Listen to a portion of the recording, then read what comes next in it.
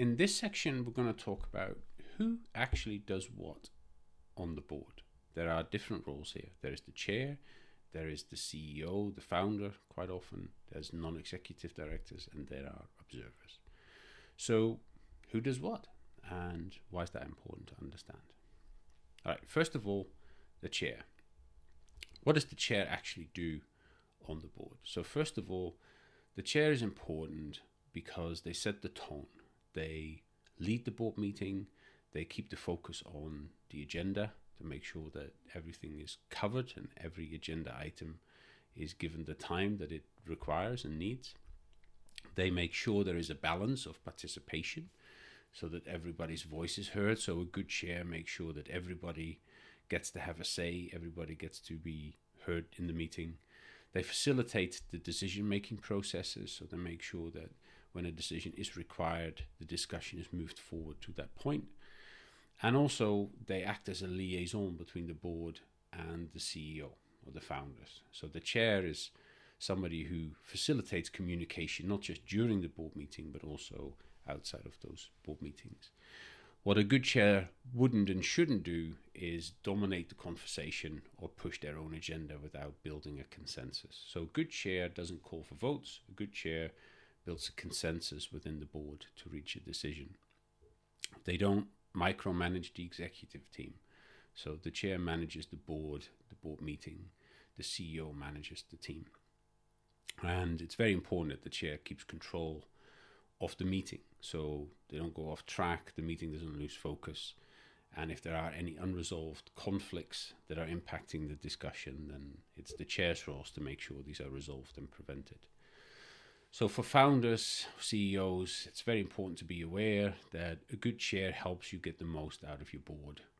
And if you see your chair overstepping their role and becoming more of a manager, or your board starts to become dysfunctional, then you need to address this heads on, because a good chair is incredibly important for the running of your board.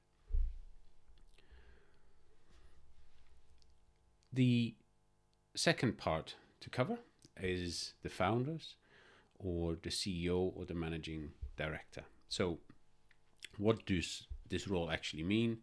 Well, the CEO presents the company information, what progress has been made, what challenges have been addressed or have appeared, and anything that requires the board input. They also guide the board discussion. So the founder, the CEO, is the individual that is actually running the business. So they have to communicate to the board the issues that are important, strategic decisions that have to be made. So they very much guide the direction of where the board's attention is. And ultimately, when the board makes decisions, it is the role of the CEO or the founder to actually implement those decisions on a day-to-day basis. And they have to provide ongoing daily performance information so the board can actually assess if the work is being carried out, correctly.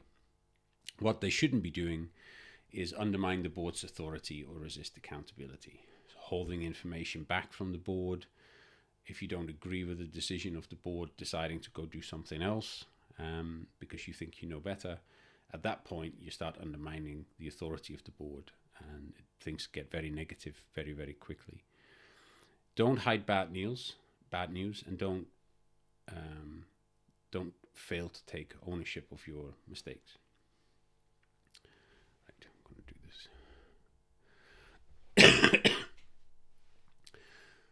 So the founder or the CEO, what does this individual's role on the board actually include? So first of all, the founder, the CEO, presents company information to the board.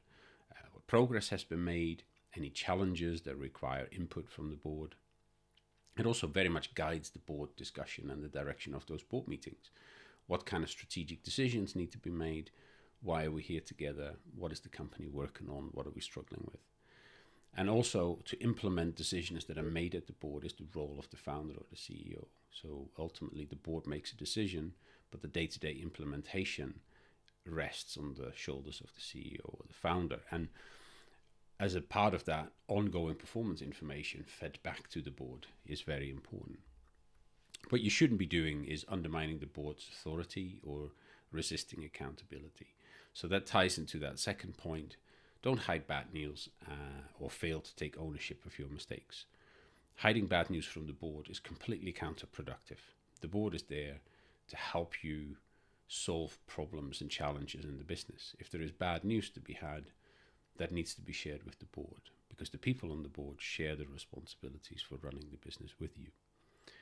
And what you also can't do is let the board dictate operational details. So the board is a strategic body.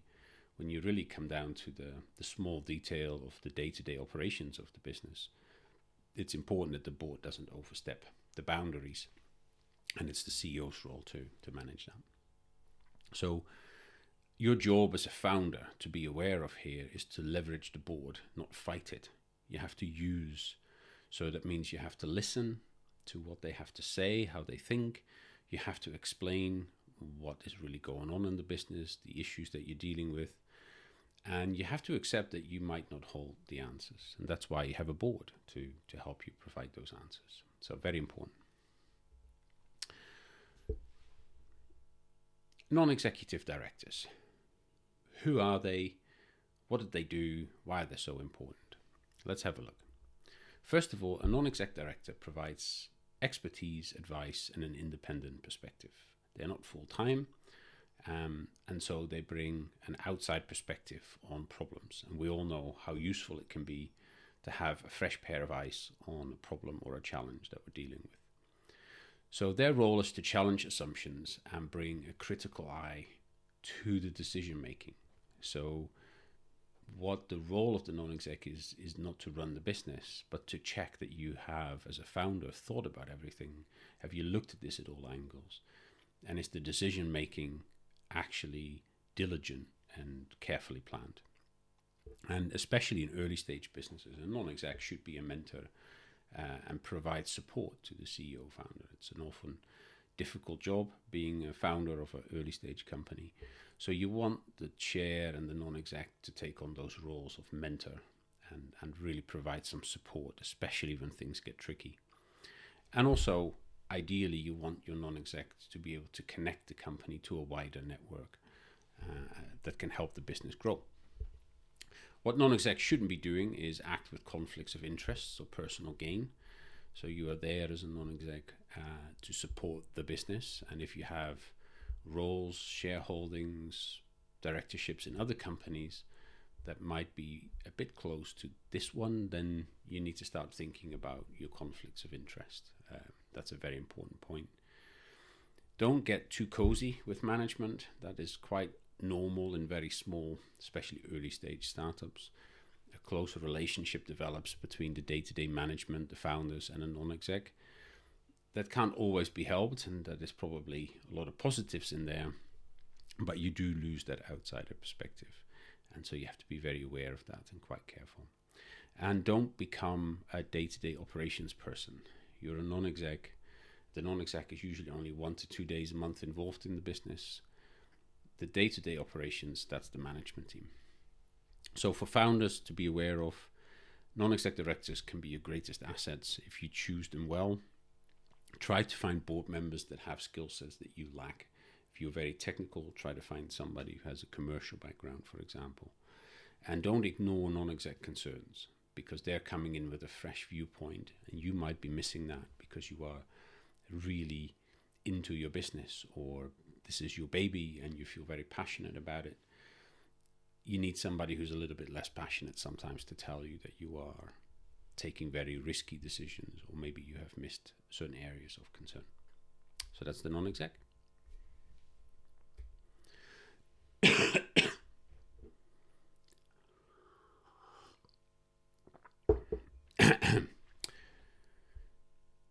Observers. Who are they? Why are they in the room? What's their role? Let's have a look. First of all, observers, they attend board meetings, but they don't participate in the debate. They are there to gain experience and perspective and to learn about the company. And sometimes an observer starts as an observer, but they are a candidate for a future non-exec director.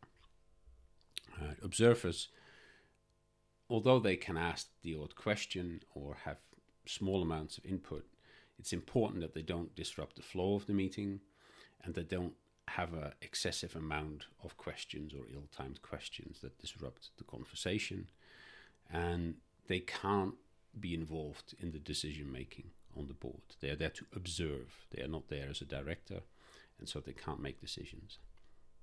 So observers are great if you agree to their presence. Investors or universities often put observers on the board. They don't want to have a director. They don't want the liabilities and responsibilities that are attached to the role of a non-exec director, but they do want to be able to have a pair of eyes and ears in the room to see what's going on at the board meeting. And you have to set clear expectations about the role before the meeting, just to make sure that the observers that you have understand the limitations of their role and they don't become an informal director or a shadow director simply by being too engaged in the board meeting. So that's observers. That's what they do.